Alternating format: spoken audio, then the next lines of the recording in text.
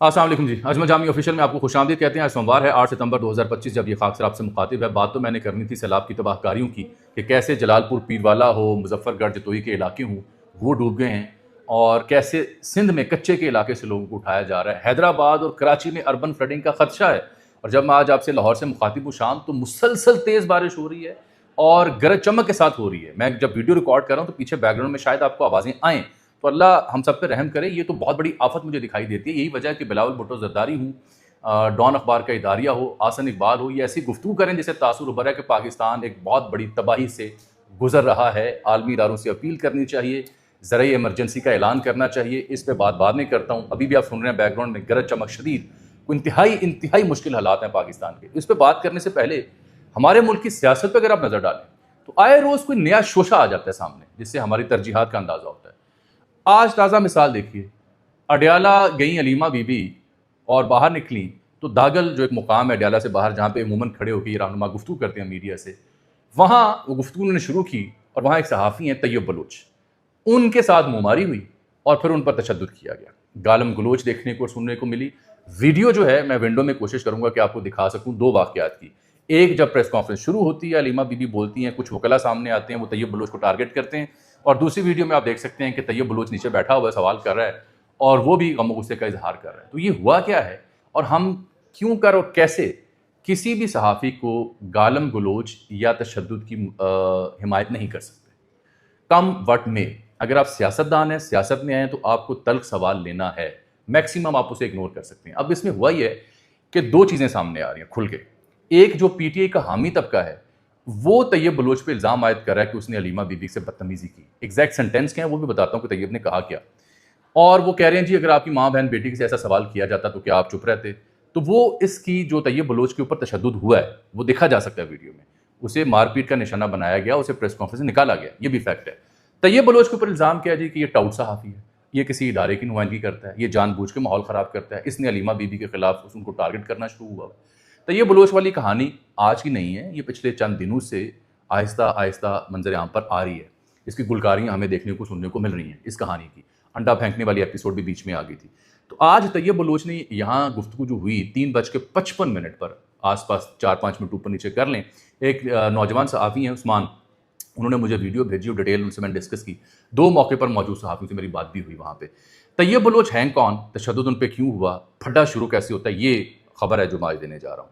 Tayyab Bloch बोल के साथ भी शायद वाबस्ता रहे, शायद बानवे के साथ भी। आजकल जो मैंने उन्हें देखा वो आज़ाद डिजिटल मीडिया उसके साथ वाबस्ता है। तैयब बलोच हालिया चंद दिनों में हम देख रहे हैं कि वो अलीमा बीबी के साथ उलझते हैं, उनसे तल्ख सवाल करते हैं, सख्त सवाल करते हैं। पीटीआई के चाहने वाले ये समझते हैं कि वो जानबूझ के एक मुहिम के ऊपर हैं अलीमा खान साहबा के खिलाफ। बहरहाल आज जब वहाँ पे 3:55 पे गुफ्तगू शुरू हुई तो अलीमा बीबी ने बिस्मिल्लाहिर्रहमानिर्रहीम कह के गुफ्तगू का आगाज़ किया। उनके दाएं बाएं मैं देख सकता हूँ वकला भी खड़े हैं। दो वकील सामने आते हैं, उनकी जो सूरत हाल थी वो बयान करूँगा। एक हैं शहजादा फताउल्लाह बरकी, नौजवान वकील है, हल्की हल्की दाढ़ी रखी हुई है, और एक मशहूर ज़माना नईम हैदर पंजोथा, उन्होंने गालियाँ भी दी हैं, मैंने सुनी है वो। ये जब मामला शुरू होता है, उन्होंने बिस्मिल्लाह से प्रेस कॉन्फ्रेंस का आगाज़ किया तो नीचे आप देख सकते हैं तैयब बलोच भी बैठा हुआ है।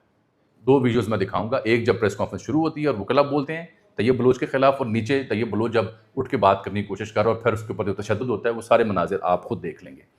एक बात वाज़ेह कर लूँ, मैं किसी सूरत भी तशद्दुद की, गालम गलोच की हिमायत नहीं कर सकता, कम वट ने, सिंपल। अच्छा, अब तैयब बलोच ने शुरू कर दिया है गुफ्तगू। उन्होंने कहा जी मेरे खिलाफ पीटीआई कुछ अरसे से एक मुहिम चला रही है, मुझे गालम गलोच का निशाना बनाया जा रहा है, मेरे खिलाफ एक बाकायदा मुहिम चलाई जा रही है, तो उसकी मजम्मत करें। तो अलीमा बीबी ने इसका जवाब नहीं दिया जो मैंने वीडियो देखी अभी तक। उसके बाद पीटीआई के बकौल तैयब बलोच ने मजीद गुफ्तगू जारी रखी और कहा कि आप होती कौन है, आपकी हैसियत क्या है। इस तरह की गुफ्तगू उन्होंने अलीमा बीबी से की। और उसके बाद हम देखते हैं कि अचानक ये जो शहजादा फताउल्लाह बरकी हैं और ये जो नईम हैदर पंजोथे हैं, इनकी गुफ्तगू मेरे कानों में सुनाई देती है। अगर आप वीडियो देखें, वीडियो पब्लिक है सोशल मीडिया पे। ये तैयब बलोच बोलता है और वो कहता है कि मुजम्मत करें, मेरे साथ जो सलूक हो रहा है, ज़िंदगी को ख़तरा है, और फिर मुबैना तौर पर कि जी आप होती कौन, आपकी हैसियत क्या है। तो आगे से आवाज़ आती है नईम हैदर पंजोथा की। वो कहते हैं तुम चुप करो, तुम टाउट हो, तुम बेगैरत हो, और तुम्हारी अपनी हैसियत क्या है। फिर आगे से बताया जा रहा है कि तैयब बलोच ने भी गालम गलोच दी। फिर आगे से नईम हैदर पंजोथा कहते हैं कि बकवास बंद करो, इस बेगैरत को बाहर निकालो, निकालो इस हरामजादे को। माजरत चाहता हूँ कि मैंने ये लफ्ज़ रिपीट किए, बहुत माजरत आपसे चाहता हूँ। और तैयब भी आगे से बात कर रहा है।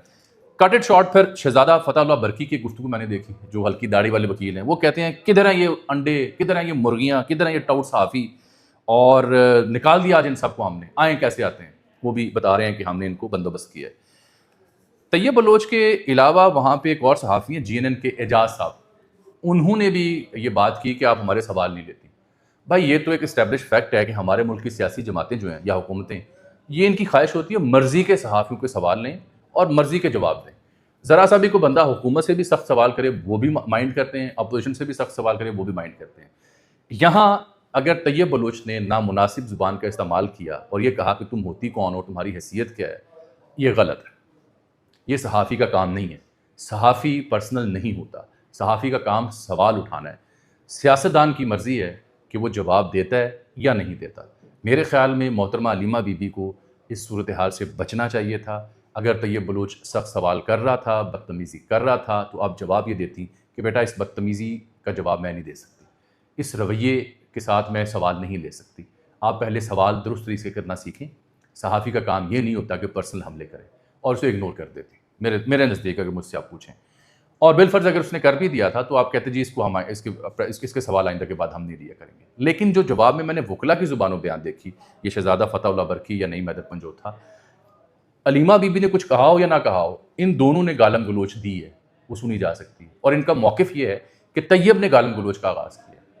बहरहाल जिसने भी गाली दी वो भी गलत, और फिर जो तशद्दुद का निशाना बनाया गया वो भी गलत। अब तंजीमें, सहाफ़ी और सीनियर सहाफ़ी कह रहे हैं कि बॉयकॉट किया जाए इन प्रेस कॉन्फ्रेंसेस का, और जब तक ये इसकी मजम्मत नहीं करती PTI तब तक हम पीछे नहीं हटेंगे। अब एक नया ये युद्ध खुल गया है, खामखा आपने एक नई कंट्रोवर्सी को जन्म दे दिया। पूछना ये चाहिए था कि इमरान खान से मिल के आई हैं आप, क्या बातचीत हुई। पूछना ये चाहिए था उनकी सेहत मिजाज कैसी है। बात इस इशू पे होनी चाहिए थी कि बाहर बैठे शहबाज गिल और डॉक्टर उम्मीद पीरज़ादा ये दुआइयाँ दे रहे हैं कि इमरान खान की जान को खतरा है। मैंने कल के वीलॉग में बताया था कि ये एक नई ट्रक की बत्ती है, कोई ऐसी कहानी नहीं है। बाहर बैठा यूट्यूबर जब थक जाता है, नया शोशा उसके हाथ नहीं आता, तो अचानक या किसी अमेरिका में बड़ी करारदाद पेश हो गई, फ़लाँ ने ट्वीट कर दिया और फ़लाँ का नोटिफिकेशन नहीं आ रहा, फ़लाँ की एक्सटेंशन खत्म हो रही है, या इमरान खान की जान को खतरा है। ये 4-5 कहानियाँ जो बाहर बैठा यूट्यूबर PTI को मुसलसल बेचता रहता है और उसकी ट्रक की बत्ती पे चलते रहते हैं। इस इशू पे अलीमा बीबी से बात होनी चाहिए थी, क्योंकि वो तो कह रही हैं कि इमरान खान हशाश पशात हैं, वो सेहतमंद हैं, उनकी सेहत बिल्कुल ठीक है, लेकिन बाहर बैठे लोग क्यों कह रहे हैं उनकी जान को खतरा है। खामखा की ट्रक की बत्ती, इस पे बात करने की बजाय आपने तैयब बलोच की कंट्रोवर्सी को जन्म दे दिया। मैं मजम्मत करता हूँ गाली की, चाहे तैयब ने दी या PTI ने दी, लेकिन तैयब के साथ जो तशद्दुद का निशाना बनाया गया वो उसके सवाल के बरक्स मैं हर हाल में मजम्मत करूँगा। उसकी किसी शख्स को तशद्दुद नहीं करना चाहिए, गालम गलोच नहीं करनी चाहिए। सवाल पसंद नहीं, इग्नोर करें, कट इट शॉर्ट। दूसरा इशू मैंने आज आपसे जो डिस्कस करना है वो सैलाब का, और फिर मुझे याद आ गया कि आज हमने वो जो टिकटॉकर हैं सामिया हिजाब साहिबा, उनके बारे में तफसीली गुफ्तगू हमने अपने वीलॉग्स में कर रखी है। तो आज दूसरी साइड का मौक़िफ़ भी बड़ा खुल के सामने आया है। उससे पहले ज़रा सैलाब की सूरत हाल मुझसे सुन लें। सैलाब की सूरत हाल में चनाब और सतलज ने जलालपुर पीरवाला, ये वो इलाका है मुल्तान की तहसील जहाँ ये दो दरियाओं का संगम होता है, तबाही मचाई है और सैकड़ों बस्तियाँ वहाँ मुतासिर हुई हैं। शहर में पानी दाखिल होने का खदशा है। पंजाब और सिंध भर में अगले 24 घंटे जब मैं आपसे मुखातिब हूँ शदीद बारिशों और सैलाब का खदशा है। इन 24 घंटों में 12 अफराद जाँ भाग हुए हैं। जलालपुर में तो रात के मसाजिद से ऐलानात होता रहा, फ़ौज तलब कर ली गई। झंग में 304 देहात मुतासिर हुए हैं, 3 लाख अफराद की नकल मकानी हुई है। हेड त्रेमू में ऊंचे दर्जे का सैलाब है। मंडी बहाउद्दीन की कहानी सुन लें, वहाँ पे चनाब दरिया बिफरा हुआ है, सैलाबी सूरत हाल है, 70 देहात मुतासिर हैं। अब सतलुज में भी मुसलसल गंडा सिंह के मुकाम पर ऊंचे दर्जे का सैलाब है। अब भी 3,19,000 क्यूसेक का रैला गुजरा है। त्रेमू की सूरत हाल खतरनाक है, 5 लाख क्यूसेक का रैला है और घोटकी में कच्चे का इलाका ज़ेर आब आ रहा है, लोगों की नकल मकानी की जा रही है। महकमा मौसमियात और NDM में ये वार्निंग दे रहे हैं कि बादल बने हुए हैं, हैदराबाद और कराची डूब सकते हैं, दोबारा अर्बन फ्लडिंग हो सकती है। तो पूरा मुल्क इसकी जद में है, मुद्दा तो ये बयान होना चाहिए। और आज बिलावल भुट्टो जरदारी ने खुद कह दिया है कि मुल्क में ज़रूरी एमरजेंसी का निफाज होना चाहिए। मुल्क में वो कहते हैं कि किसानों के बिजली के बिल माफ़ होने चाहिए, बीज और खाद की फ्राहमी होनी चाहिए। आसन इकबाल ने कह दिया कि हम 30 साल पीछे चले गए हैं। हुकूमती वजीर अगर ये बात कर रहा हो तो आप अंदाज़ा करें कि हमारे साथ तबाही और बर्बादी की क्या दास्तान बर्पा हो चुकी है और हमारी इस पर कोई तवज्जो नहीं है। हम क्या इंटरनेशनल इदारों से, दुनिया से अपील कर रहे हैं? करनी पड़ेगी, हमारे पास वसाइल नहीं हैं। किसान को आपने रिहेबिलिटेट करना है, कैसे करेंगे? जवाब नहीं है। और तो और इसहाक डार भी सिलसिले में बात कर रहे हैं। अब ये जो बिलावल ने ज़रूरी एमरजेंसी की बात की, तो डॉन अखबार ने इसके ऊपर इदारिया लिखा हुआ है। उसी मौजू पे इदारिया लिखा हुआ है जो मैं पिछले एक हफ्ते से कह रहा हूँ कि पाकिस्तान बिजनेस फोरम कह रहा है कि 60% चावल की फसल पाकिस्तान में कम होगी, शुगर केन की और मकई की फसल 30 से 35% कम होगी और पाकिस्तान तबाही से दो चार है। आज डॉन ने उस पर इदारे लिखा। कसूर में बैठे एक बुजुर्ग से मैंने गुफ्तगू की, उसका मफहूम भी यही था कि सब्सिडी दी जाए, हमें रिहेबिलिटेट किया जाए। जब वो क्लिप वायरल हुआ तो नून लीग वालों ने तनकीद की कि आप क्या ये बातें सुना रहे हैं, ये गलत बातें सुना रहे हैं। लेकिन आज आपकी मुल्क की क़यादत बिलावल भुट्टो जरदारी और डॉन का इदारिया वही बातें कर रहा है जो हम एक हफ्ते से रिपीट कर रहे थे। ये बड़ी ही तबाहकुन सूरत हाल है। एक सवाल मुझसे पूछा गया, कुछ नून लीग के हामियों ने कहा कि अजब बंदा है, सैलाब जब आता है तो ज़मीनें जरखेज़ हो जाती हैं, सैलाब उतरेगा ज़मीनें जरखेज़ हो जाएंगी। भाई सैलाब जब आता है तो रेत आती है, उस रेत की वजह से ज़मीन काबिल काश नहीं रहती कुछ अरसे के लिए। ये एक बुनियादी कॉमन सेंस का मसला है जिसको समझें प्लीज़। ये सामिया हिजाब की कहानी मुझसे सुन लें, आज वक्त काफ़ी ज़्यादा हो गया। सामिया हिजाब साहिबा के ऊपर हमने वीलॉग किए, डिटेल बताई और हमने एक सीधी सी सादा सी बात की। सादा सी बात हमने ये की कि जनाब अगर कोई खातून किसी ताल्लुक में नो कह दे, उस नो का एहतराम करना चाहिए। इस पर मैं अभी तक कायम हूँ।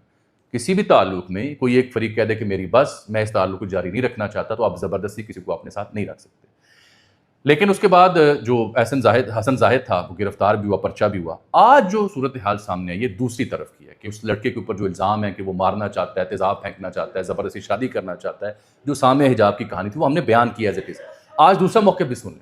दूसरा मौक़िफ़ ये है कि उसके वकील सामने आए हसन जाहिद के, क्योंकि आज इनका जिस्मानी रिमांड में 3 दिन की तौसीह की गई है और ये डिप्टी मजिस्ट्रेट है मोहम्मद अज़हर नदीम, उन्होंने केस की समाअत की है। हसन जाहिद के वकील हैं जो पेश हुए हैं आज, उन्होंने ट्रांजैक्शनें जो हुई बैंक में, जो पैसे दिए एक दूसरे को, इस लड़के ने जो खातून को पैसे दिए, उसकी हिस्ट्री पेश की है अदालत के रूबरू। इनके वकील से मैंने सुना है उनको, वो ये कहते हैं कि ये सामिया हिजाब हसन जाहिद की पुरानी वाकफ़ है, 1, इनकी मंगनी हुई थी 2, और उस मंगनी की तस्वीर हमारे पास मौजूद है 3, और अंगूठी पहनाई गई थी 4।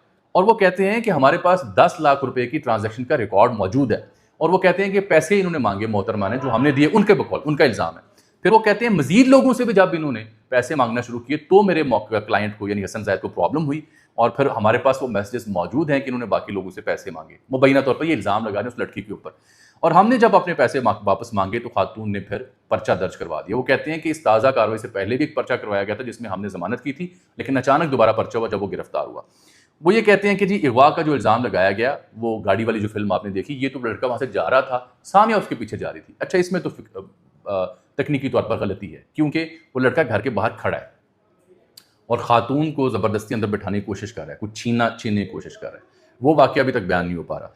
फिर वो इनका इल्ज़ाम है कि जी सामिया ब्लैकमेलिंग कर रही थी और हम उसकी ज़द में नहीं आए जब पता चला कि बाकी लोगों से भी पैसे मुबैना तौर पर मांगती थी। ये यानी एक केस है जो सामिया ने इल्ज़ामात लगाए उस लड़के के ऊपर कि डराता था, धमकाता था, ज़बरदस्ती शादी करना चाहता था, ब्लैकमेल करता था, मैं उसकी ज़द में नहीं आई, मैं सना यूसुफ नहीं बनना चाहती।